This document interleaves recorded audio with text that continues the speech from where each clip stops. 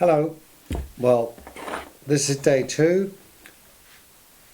Day 1 was rolling out the slab and then covering it with black plastic or plastic just to let it dry quite slowly, and it's too floppy to work with then, but after about 24 hours, depending on the time of year, it gets a bit softer but a bit stiffer.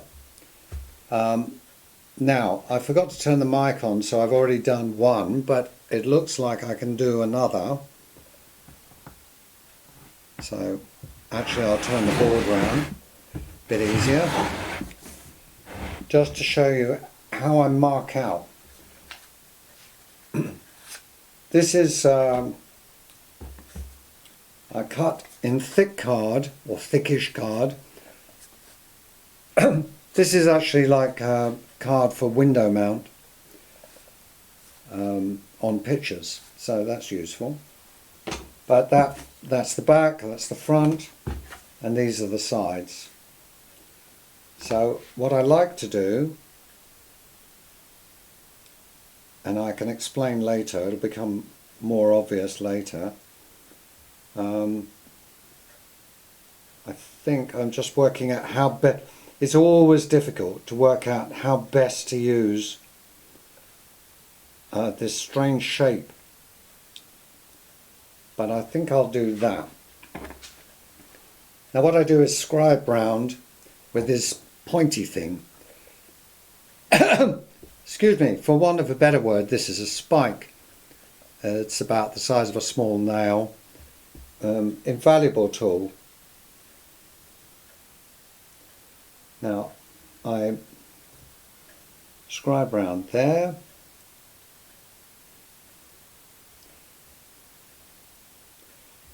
Now I get to the point where I make a stencil for a house once I've made the house a few times and I'm reasonably happy with the shape of the house. Then I don't want to change that. So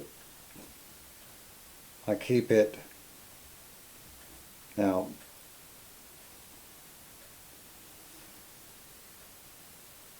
it's got a funny shape. Now, and these are the window frames, basically, or the outlines of the windows.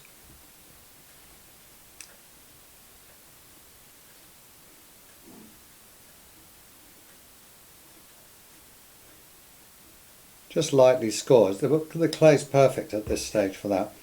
Now, because I taper it slightly towards the top, it's good to turn it over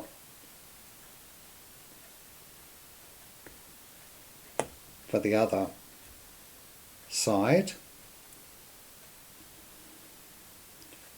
I mean, these are lines I'm going to follow when I cut these pieces out.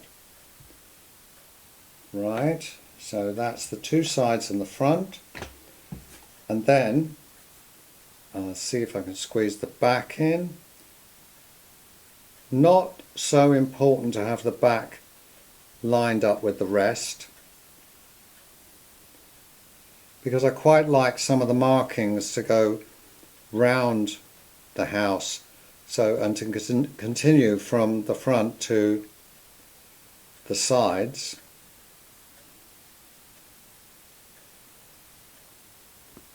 Okay. So that's the back, but not really necessary to go round the from the sides to the back.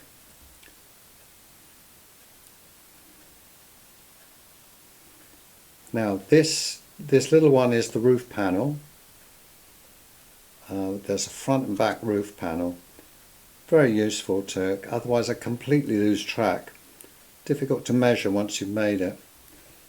So that's the roof panel, and there's bits of scraps here, bits left over, which I can join to make bigger bits or whatever, but in this case the floor pan, which is another part that's very important, will have to come out of this, but you can't predict how the size of that, so it's better to make, you know, in the video I've done of assembling a house, of joining a house, you'll see that you have to leave the floor pan until you've joined everything, and then you can accurately gauge the size of the floor. Also, it's not visible, so if it's got joins in it or it's a bit scrappy, that doesn't matter. Okay, so the next thing is to mark. This is outlining, but now I have to mark some things, do various stages of it. Now, the side windows I like to do, to be honest, that's a little bit big. I like to do a round window because they're not uncommon in this part of the world, like a little porthole, but there's a little bit of character.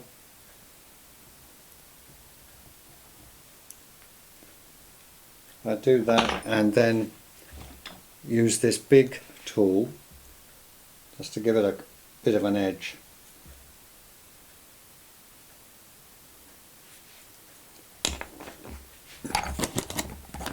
Now for the roof panels I want the kind of Roman quartz tiles, so I've got this tool made from plaster of Paris basically. I actually don't remember when I made it, how, but it's not hard. And this gives the effect of the Mediterranean Roman roof tiles quite nicely. That's that bit. Now,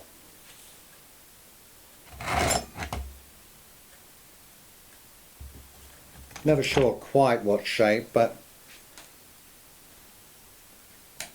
this is where you put the tea light candle in. And I found that if I put this little decorative tiny cutout, small cutout there, when you put the candle in, you obviously lit the candle before you put it in, and it leaves a rather ugly black soot stain up there. But it's better if you don't do that. It can actually also blow the candle out, so you don't really want that. Now, I won't cut out just at the second. The next thing is carry on pressing. So what I have to do is I have these rubber stamps which I use and get them made up quite easily. The local key cutting place does this. So I press in my name, and that bit. Don't have to press very hard if it's nice and soft. And then everything I make has a unique number. This is my big claim to fame. So it starts with the year, 2, 5, and then I'm actually up to more than 100 pieces, so 100, 251, just over 100, 10, and 4. 3 was the last thing I made, so I must remember to put 5 up for the next one. And then I put the sort of White Cow Gallery stamp in there. Okay. I'll just pause for a second because I'm worried about the video running out or switching off.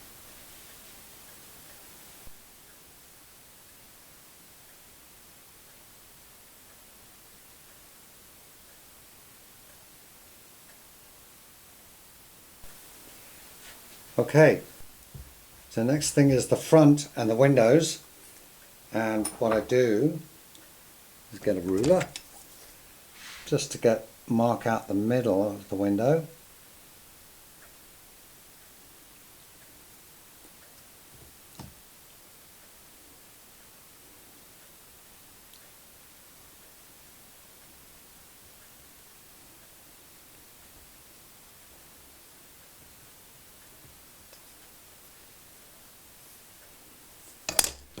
And then on these, because I fancy a bit different from the Paran houses, I like to make a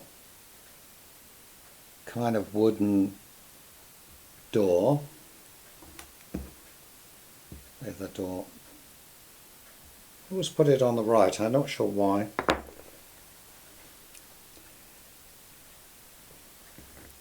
Now then it's to, now this is a trick I use a lot with this wonderful tool, which is for, it's metal, it's got a kind of round end. I put the tape round there because it's a bit easier to grip.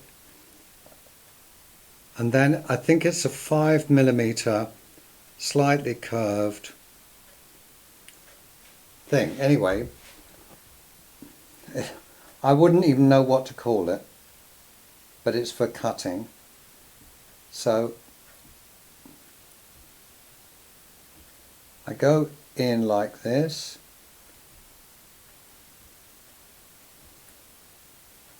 and mark out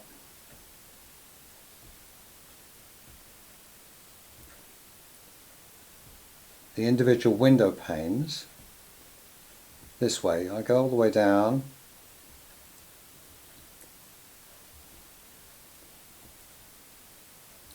the Paran houses have an extra set of windows because they're taller, but I thought for Isola it's shorter is more appropriate. And then I do the top and bottom sides of the windows, window panes really.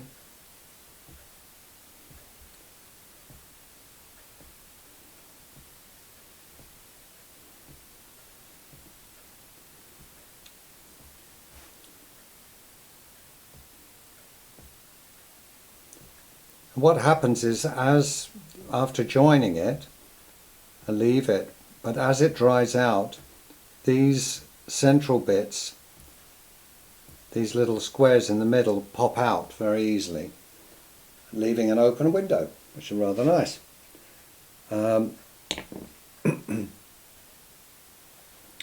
Later, about a week later, no, a few, not so long, in a few days I will add strips of shuttering and a frame round the door. But the next thing to do is to have more rubber stamps, and I like to put a bit of text, literally as texture really. But as you can see, what I do is, if I put it in like that, that says Isola Copa Porto Roche, not Paran for some reason. And I love it because it will curve round to the sides, carrying them. Right, so I do a couple of those. I haven't got many, and I've got this new one which just says Isola, which I've just had made up.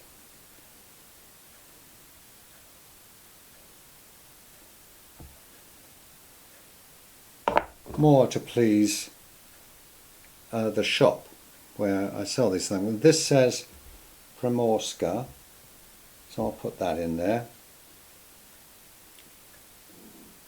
That'll do. I could stick that down there. It's just bits of texture really. That's pretty much all I've got. I mean, I'm very lucky to have got a huge collection of letterpress letters. Now these are collectible, and if you've got a complete font then it's worth a lot of money, but they're always odds and scraps and slightly broken ones, and I managed to get them. I don't remember paying for any of them, and I've got quite a big set. I'll just get the tray just to show you.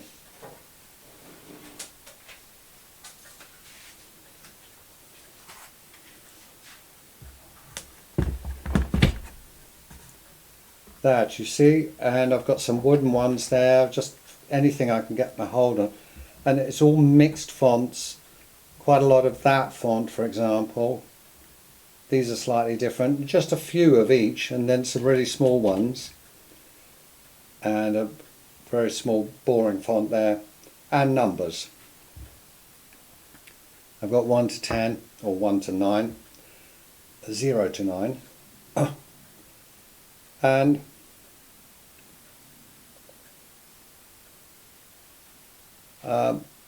it basically means I can write anything I want into it. Some of the bowls I write phrases of, Captain Beefheart song lyrics and bits of poetry that I like, or just sayings. And what I'm going to do is just cut this out now, save doing it later. Now this clay feels kind of, I could almost leave it another day. And what I won't actually physically cut it out now, but normally the next stage, once I've marked it, is to cut all these shapes out with a ruler, blah blah blah, and then stack the houses together, like the back at the bottom, and then the front, and then the two sides, and then the roof. Because if I stack them together, they take longer to dry out, and it gives me a couple more days before I have to get stuck in with actually joining them. But they do have to be quite a bit stiffer before I can actually join them.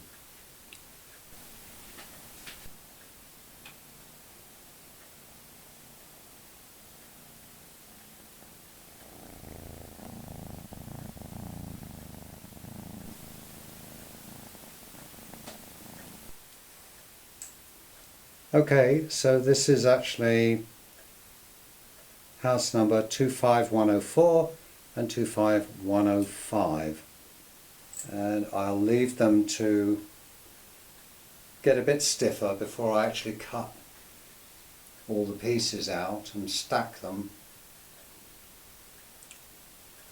ready to join, which is another video actually.